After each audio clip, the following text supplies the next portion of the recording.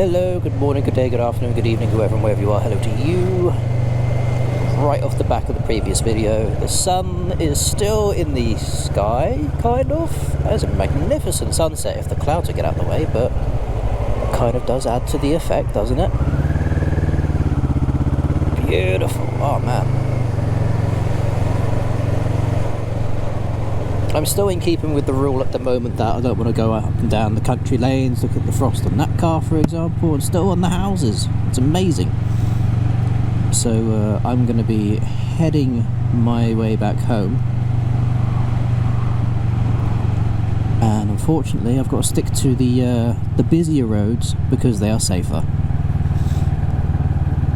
At least I think they are anyway. Now if you live in the UK and you ride around this time of year, why would you do that? Why would I do that?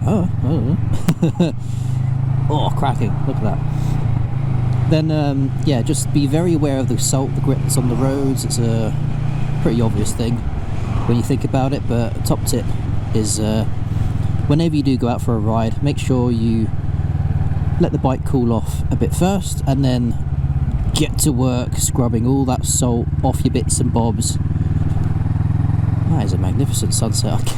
I'm distracted by that now. That's wonderful. It's not wonderful that I'm distracted by it. Focus, Red, focus. Right. Anyway. Yeah, so if you don't get that salt off your bike, out of the system, then that can cause all kinds of havoc with your bits and bobs, your moving bits and your oily, greasy, la-di-da lubricants. So sort it out. Look after your bike. My eyes are on the road, by the way. I've always got to remind myself and remind people that whereas I do look at things, I point the camera at them, I am actually focusing on what's going on with me on the road. Oh, they gift wrapped a house. God, I wanted to turn right here anyway just to see what the sunset's like, but I'm not sure if you can see that. There's a lovely little bow tie on that house. Oh, I'll tell you what, when you reduce the house prices around here by about 200,000, maybe I'll even consider buying one of them. This is all new builds, and on one side we've got sort of like a more upmarket property developer, on the other side we've got sort of a more, you know, throw the property together kind of thing.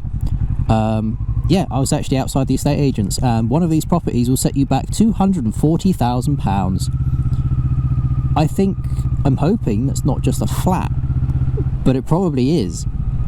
So you can expect one, possibly two bedrooms, a bathroom, a kitchen, that sort of stuff. House prices around here are ludicrous, absolutely ludicrous.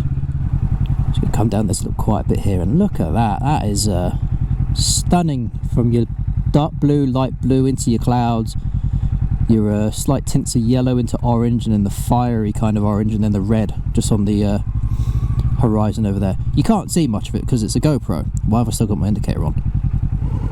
Oh, if that digger weren't in the bloody way, that would be a great photo opportunity, wouldn't it? Maybe, just maybe, I'll do something slightly silly. Don't do this at home, folks. Ah, no, because that bloody light's in the way. Oh, hang on, I'll do something even sillier. Back myself up. Scoop jelly bean around there. Pop it forward a little bit. Bam, bam. And the sun's poked out just enough. Ba-ba.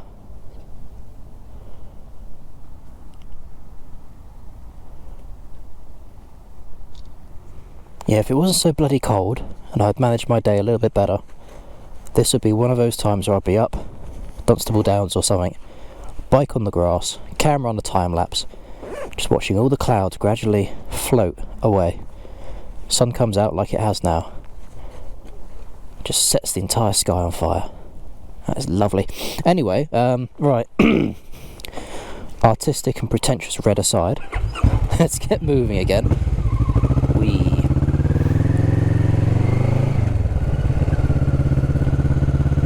He's a cute doggy. He's a cute doggy, he is. Oh yes, he is.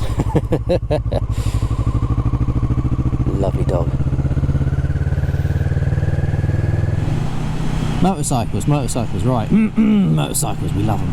So, would you rather invest, lovely orange glow coming off that, hell yeah, in a brand spanking new motorcycle with all the gubbins, or would you rather go for an older one? Now, when myself and Rhythmic went to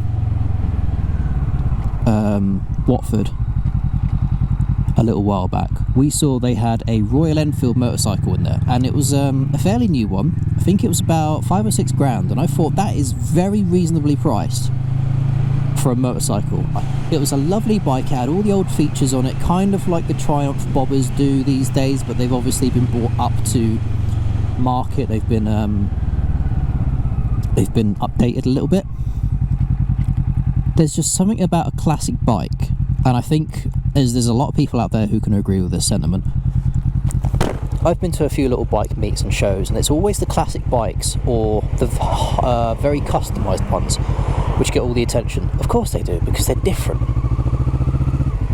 So when you have your brand spanking new Rocket Free Black Edition, it's going to draw some attention, but if someone turns up on some lovely Harley Davidson from back in the war, or even one of your classic British bikes, what's going on there?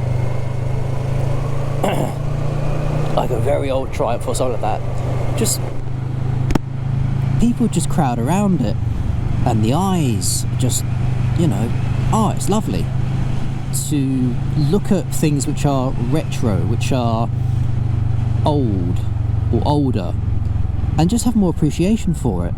Maybe it's because I'm getting older, and I just have an appreciation for things, back in the good old days and so on and so forth. I'm not sure how kids these days feel, because nowadays it's all video games, your Xbox, you're talking to people online, rather than going out and socialising with people. Hey, it's winter, why would you go outside and socialise with people?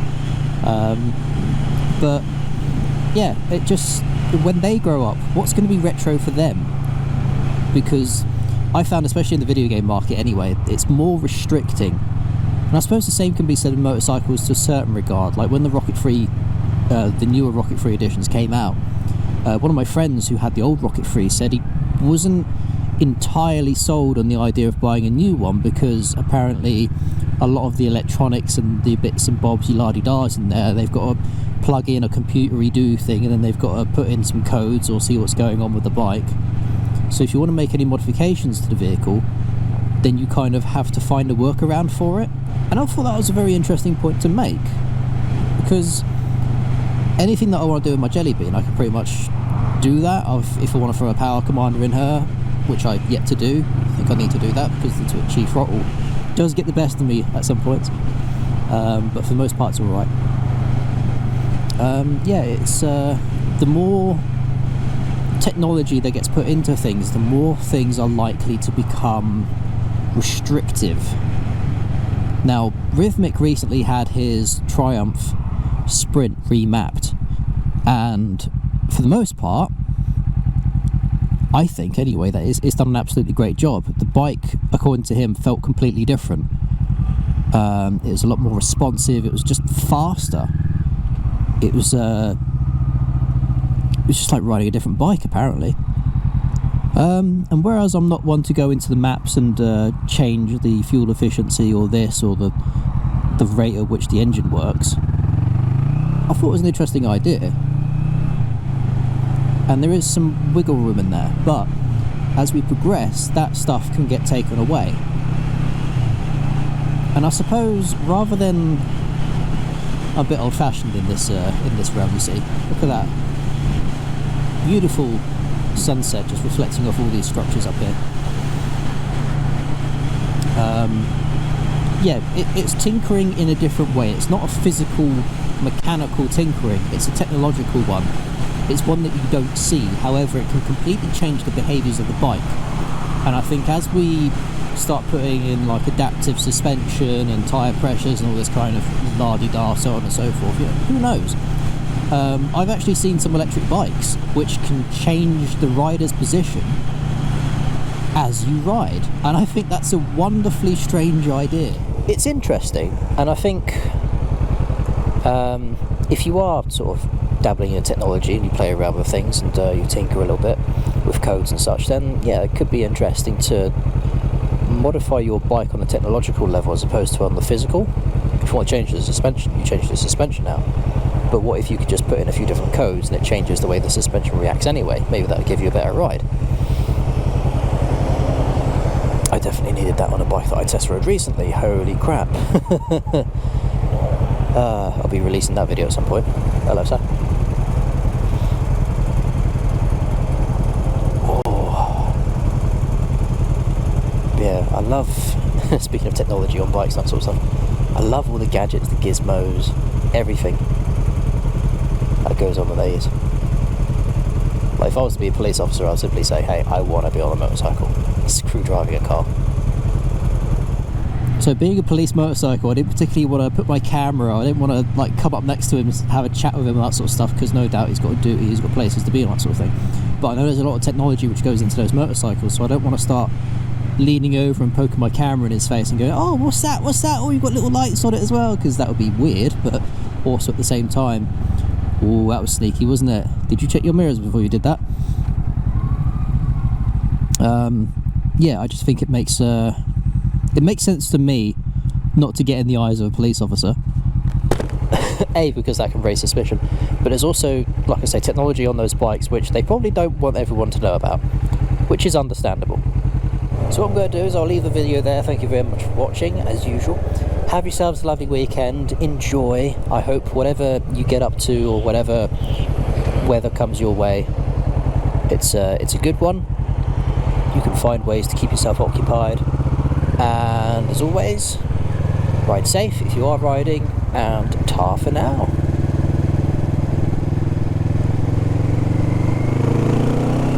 Oh yes!